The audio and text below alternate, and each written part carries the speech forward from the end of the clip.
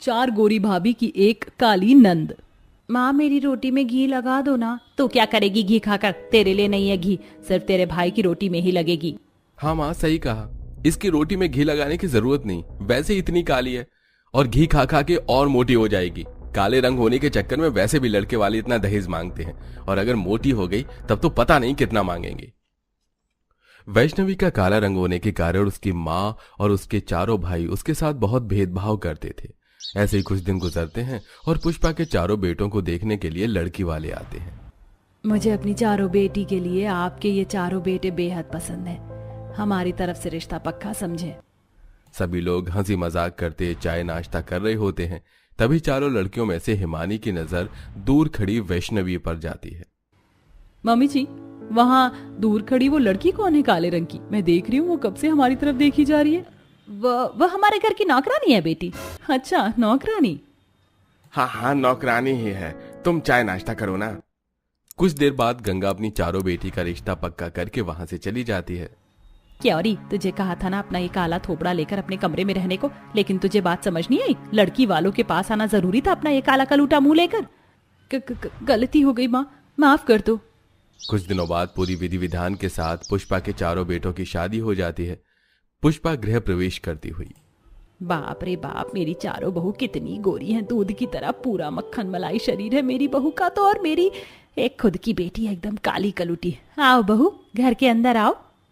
पुष्पा की चारों गोरी बहू घर के अंदर आती हैं और अपने कमरे में आराम करने जाती हैं। वहीं दूसरी तरफ पुष्पा अपनी बेटी के कमरे में जाकर, मेरी बात ध्यान से सुन, तेरी चारों गोरी भाभी के आगे मैंने तुझे नौकरानी बताया है, तो नौकरानी की तरह सुबह जल्दी उठकर घर के सारे काम को निपटा लियो।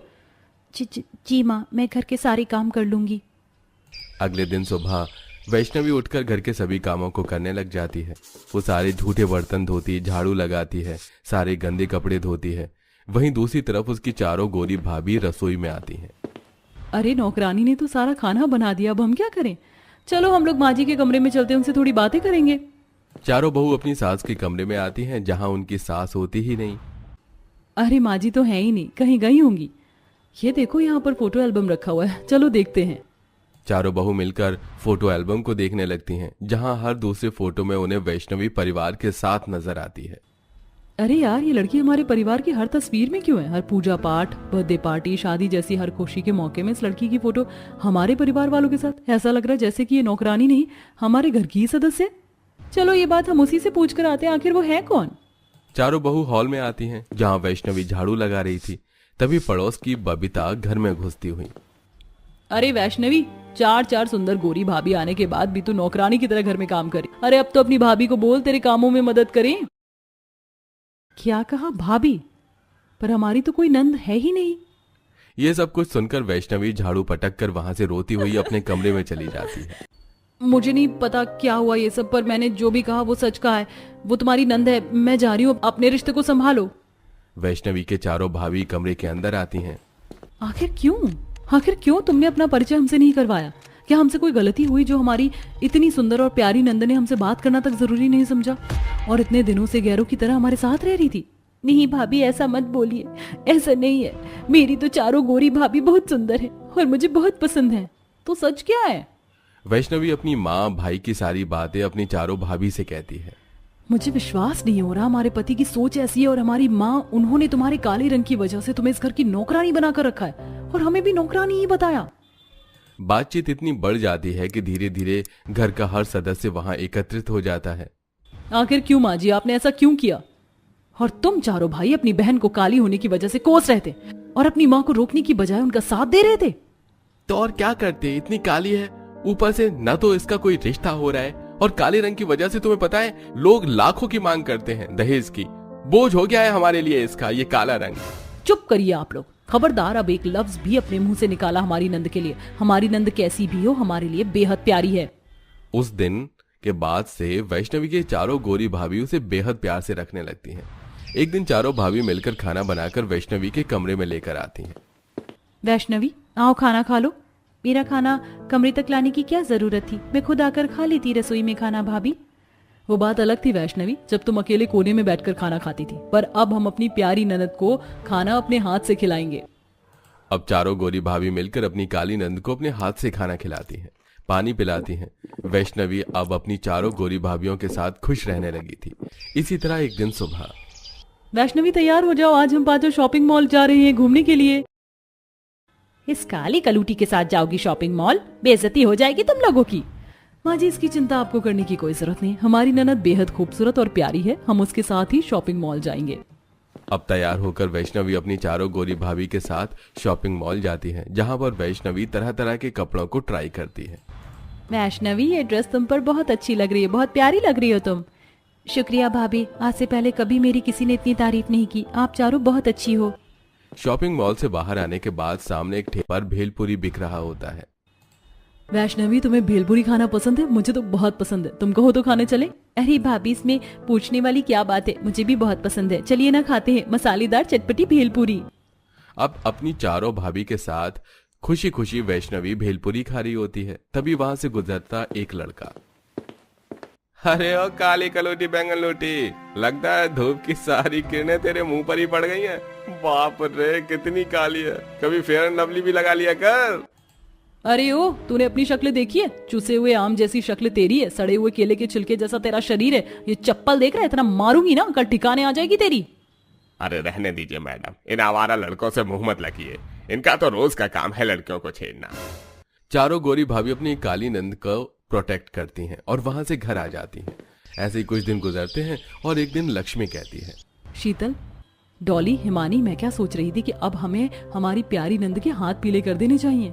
हाँ, तुम सही सोच रही हो, और हर लड़की का सपना होता है दुल्हन बनने का। और सच कहूँ तो मेरी नजर में एक लड़का भी है जो यहीं किशनगंज में रहता है। अब अगले ही दिन डॉली अपनी दोस्त पुनीत को चाय पर बुलाती है। वैष्णवी चाय लेकर पुनीत के पास आती है। पहली ही नजर में वैष्णवी पुनीत को पसंद आ जाती है। डॉली के कमरे में जाकर पुनीत डॉली से कहता है, डॉली, ये लड़की कौन थी? ये लड़की पहली नजर में ही मुझे भा गई। सच में? वैसे ये मेरी ननद है, और सच कहूँ तो मैंने तुम्हें बुलाया ही उसके लिए था, पर मुझे लगा कि शायद उसका काला रंग तुम्हें पसंद आए ना आए। रंग से क्या होता है डॉली, मुझे तो उसकी सादगी भा गई है।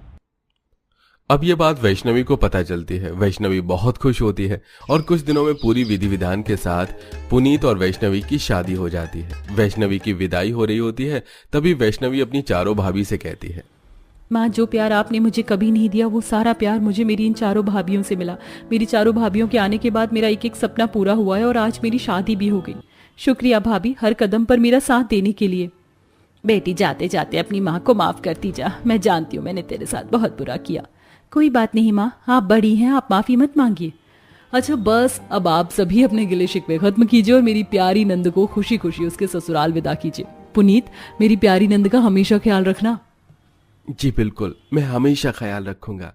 अब काली नंद अपने ससुराल में हंसी खुशी रहती है और अपनी भाभियों से भी मिलने आया करती है। जो मैंने दूध में चीनी पत्ती डाल दिया, जैसे ही चाय में थोड़ा उबाल आ जाए तो अदरक लौंग इलायची कूट कर डाल देना। इतने में लड़के वालों को देख कर आती हूँ, आए कि नहीं।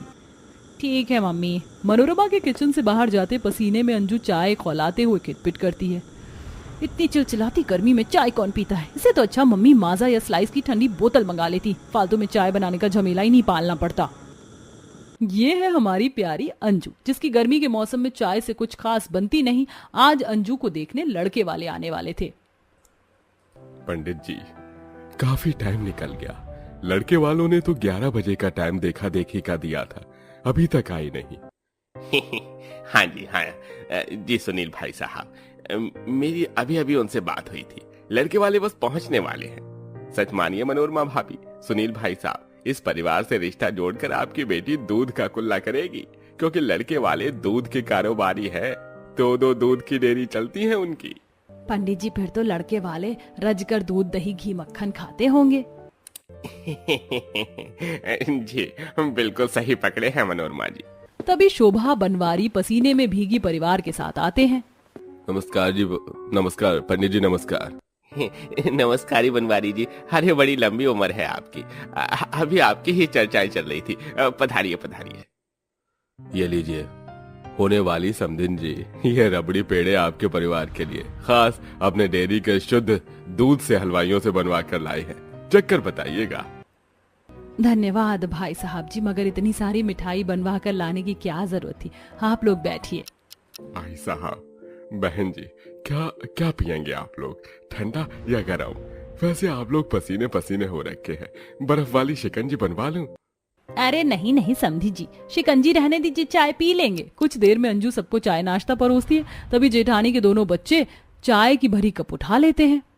ये चाय तो मैं पीऊंगी। देख देख पलक, तुझसे भी ज्यादा चाय मेरे कप में है। हे भगवान, इस घर के बड़ों के आगे तो बच्चे फेल हैं। देखो कैसे भर भर कर चाय पी रहे हैं। भाई साहब, आपकी बिटिया ने चाय तो फर्स्ट क्लास बनाई है। हमारी तरफ से तो रिश्ता फिक्स है। अरे बधाई हो मनोरमा भाभी जी। अब तो जल्दी से आपको मोतीचूर के लड्डू खिला दीजिए। जब दोनों परिवारों को लड़का व लड़की पसंद है तो छेका कर लीजिए। दोनों परिवार वाले अंजू प्रेम की मंगनी कर देते हैं और कुछ दिनों में धूमधाम से शादी करके अंजू ससुराल आ जाती है। हे भगवान, इस भारी भरकम लहंगे में मुझे तो भयंकर वाली गर्मी लग रही है। काश कोई चिल्ड नींबू पानी बना कर दे देता। जूली बहू, ये लो आरती की थाली, अपनी देवरानी का स्वागत करवाओ। जी मम्मी जी। आइए मेरी प्यारी प्यारी देवरानी जी, आपका खूब स्वागत है। कलश गिराकर अंजू गृह प्रवेश करती है। शोभा जी, आज तो बड़ी तगड़ी गर्मी है। मेरा तो टप टप पसीना चू रहा है। मैं तो चला एसी की हवा खाने। बड़ी बहू, एक कप कड़क चाय बनाकर मेरे कमरे में पहुंचा देना। चाय पी लूंगा तो थकान मिट जाएगी। जी अच्छा पापा जी। आप में से किसी और को चाय पीना है? चंचल, चारू दोनों चाय पियोगे ना? ऑब्वियसली भाभी, इसमें कोई पूछने वाली बात है क्या? मेरे लिए तो बड़े कप से बनाना चाय। गर्मी में भी अपने ससुराल में चाय पीने का सुरूर चढ़ा देखकर अंजू मन में खिटपिट करती है। हे भगवान, इतने हाई टेम्परेचर की गर्मी में मेरे ससुराल वाले चाय पियेंगे। देवरानी जी, आप भी चाय पियोगी? जी नहीं जेठानी जी, मेरी चाय मत बनाइएगा, नींबू पानी पी लूंगी। जेठानी जूली सबके लिए चाय बनाती है और अंजू को ठंडा नींबू पानी बना कर देती है। इसी तरह अंजू का उसके ससुराल में अगला दिन चालू होता है। जैसे वह किचन में आती है तो दो बड़े बड़े पतीलियों में भरा हुआ दूध रखा देखती है। इस पतीले में तो कितना सारा दूध पड़ा है। लगता है आज मेरी पहली रसोई है ना, तो सासू जी ने खीर और मिठाई बनाने के लिए मंगवाया होगा। इतने में सास जेठानी अंदर आती हैं। प्रणाम माँ जी, मैं आपके पास पूछने आ रही थी। मैं सोच रही हूँ सबके लिए छोले पूरी, मटर पनीर, पुलाव के साथ शाही टुकड़ा, रसमलाई वगैरह भी बना लूं। अरे बहू, इस दूध में मिठाई नहीं बल्कि चाय बनेगी। इतने सारे दूध में चाय बनाने की बात से अंजू चौंक जाती है। क्या कहा? इतने सारे दूध में चाय बना दूं? माँ जी, ये तो काफी ज्यादा हो जाएगा। देवरानी जी, हम लोग स्पेशल चाय पीते हैं तो सुबह की चाय में 10 किलो दूध की खपत हो जाती है। एक एक बंदा 4-5 कप चाय पीता है।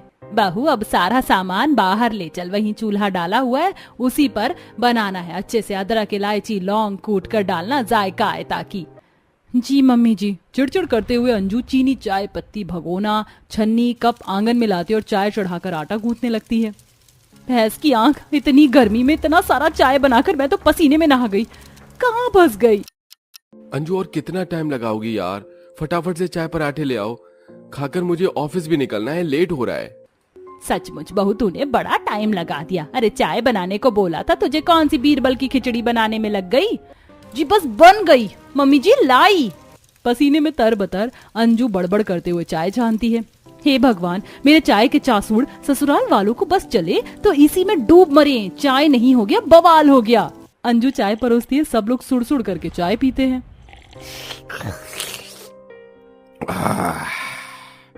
वाह नहीं बहू, चाय तो तुमने एक नंबर की बनाई है। एक कप और पिला दो। पर पापा जी, आप इतनी गाढ़ी दूध की चाय ऐसे ही पी गए? एक आधा पराठे के साथ खा लीजिए, वरना खाली पेट चाय पीने से पेट में गैस बन जाएगी। अंजू की हिदायत देने पर बनवारी आग बबूला हो जाता है। अरे बहू, मेरा हाजमा दुरुस्त है, तू चाय डाल। अंजू बहू, तूने चाय को अच्छे से खौलाया नहीं, दूध में कच्चापन है। दोपहर के टाइम अच्छे से उबालना चाय। क्या आप लोग दोपहर में भी चाय पियेंगे? खाना पीना नहीं खाएंगे क्या? भाभी, आप इतना शॉकिंग रिएक्शन क्यों दे रहे हो? जिसके घर में खुद दूध की डेयरी चलती हो, उनके 3-4 टाइम चाय पीना तो आम बात है। हे भगवान, मेरा तो ये सोच कर ही फेफड़े बाहर आ रहे हैं। इतनी आग बरसती गर्मी में मुझे दोपहर में चूल्हे पर चाय बनानी पड़ेगी। चाय के बर्तन साफ करते हुए दोपहर ढल जाती है। तभी देवर जेठ डेयरी बंद करके बड़े बड़े दूध के डिब्बे घर ले आते हैं। ये लो अंजू, दोपहर की चाय के लिए दूध। चाय चढ़ा दी? दोबारा चाय बनाने की बात से अंजू का मुंह सड़ जाता है। जी जेठ जी, बस अभी चढ़ाती हूँ। हे भगवान, इस चाय पीने वाले ससुराल में शादी करके मैं तो बड़ा पछता रही हूँ। चिढ़े मिजाज से अंजू चूल्हे पर चाय बनाती है, जहां दोपहर के चमकते सूरज के चलते उसके शरीर पर लाल लाल दाने निकल जाते हैं। काफी लू भी चल रही थी। तौबा तौबा तौबा, इस तपतपाती धूप में चाय बनाकर मेरा तो कचुम्बर निकल गया। तभी जेठानी के दोनों बच्चे स्कूल से आकर बस्ता पटकते हुए सीधा चाय की खुशबू सूंघ कर बाहर आते हैं। चाचा फटाफट से हमको चाय दे दो, फिर हमें होमवर्क करना है। अंश, पलक, बच्चे ज्यादा चाय नहीं पीते, मैंने रोटी सब्जी बना कर रखी है, जाकर खा लो। नहीं, हम भी चाय पियेंगे तो पियेंगे। दोनों बच्चों को हल्ला गुल्ला मचाते देखकर जेठानी आती हैं। अंश, पलक, बच्चों तुम दोनों यहाँ क्या कर रहे हो? पैर नहीं चल रहे? अंदर चलो। मम्मी देखो ना, चाची चाय देने से मना कर रही है। अरे बच्चों, तुम दोनों को ब्रेड मक्खन के साथ चाय दूंगी, चलो अंदर। बड़ी तो बड़ी, इस घर के बच्चे भी एकदम लतखोर हैं। इसी तरह गर्मी में बेचारी अंजू का दिन ससुराल वालों को चाय पिलाते पिलाते गुजर जाता है। देखते देखते अंजू की शादी को 2-3 सप्ताह गुजर जाते हैं और गर्मी का तापमान भी चरम पर पहुंच जाता है। मम्मी, ये सुबह सुबह मेरे पेट में खलबली क्यों मच रही है? इतनी गर्मी में चाय पीने का नतीजा है। गुड़गुड़ पेट पकड़े अंजू चूल्हे पर चाय छोड़कर बाथरूम की तरफ भागती है। कौन है अंदर? दरवाजा खोलो। भाभी, मैं हूँ अंदर। चारू, जल्दी से बाहर निकलो, नहीं तो बाथरूम के बाहर खड़े खड़े ही मेरा रायता फैल जाएगा। भाभी, पहले मेरा तो होने दो, कब्ज बनी पड़ी है। इतनी गर्मी में 10-10 कप चाय पियोगी तो कब्जी बनेगी। अगले ही पल चारू गुस्से में बाथरूम से बाहर आती है। भाभी, don't underestimate power of the tea lover, समझिए आप? चाय के खिलाफ कुछ नहीं। लाख समझाने के बावजूद भी अंजू के ससुराल वालों के सर से चाय का फितूर नहीं उतरता। ज्यादा चाय पीने से उन्हें भूख न लगने की समस्या बन जाती है। वहीं सास ससुर का शुगर लेवल बढ़ने लगता है कि एक सुबह इन चाय के दीवाने ससुराल वालों ने मेरी नाक में दम करके रख दिया। आज इन्हें मजा चखाना पड़ेगा। अंजू चिढ़कर चाय में खूब सारी चीनी डालकर उसे खूब मीठा कर देती है। मम्मी जी, पापा जी, जेठानी जी, चारू, चंचल, चाय ले लीजिए। चलो भाई साहब, अपनी अपनी चाय ले लो। एक घूंट चाय पीते ससुर का मुंह चढ़ जाता है। बहू, ये तूने आज की चाय जरूरत से ज्यादा मीठी नहीं कर दी? रसगुल्ले की चाशनी लग रही है। पापा जी, मैंने तो हिसाब से चीनी डाला था। वो इतना लंबा चौड़ा परिवार है ना चाय पीने वाला, इसीलिए अंदाजा नहीं मिल पाया। नाक मुंह सिकोड़ कर ससुराल वाले मीठी चाय भी गड़ागड़ पी जाते हैं, लेकिन सबकी जुबान चिपचिप करने लगती है। मगर एक दिन सास की तबीयत बिगड़ जाती है। परिवार वाले घबरा कर डॉक्टर को बुलाते हैं। डॉक्टर साहब, कोई घबराने वाली बात तो नहीं है? देखिए, आपकी माँ का शुगर लेवल और ब्लड प्रेशर काफी ज्यादा बढ़ा हुआ है। अगर इन्हें चंगा भला रहना है तो चाय छोड़नी पड़ेगी। आप लोग चाय और स्वास्थ्य में से कुछ एक को चुन लीजिएगा। आप डॉक्टर के समझाने पर अब शोभा के साथ साथ घर के पूरे परिवार वाले भी ज्यादा चाय पीने से परहेज करते हैं। वहीं गर्मी के मौसम में चाय बनाने की समस्या से हमारी बहू अंजू को भी छुटकारा मिल जाता है।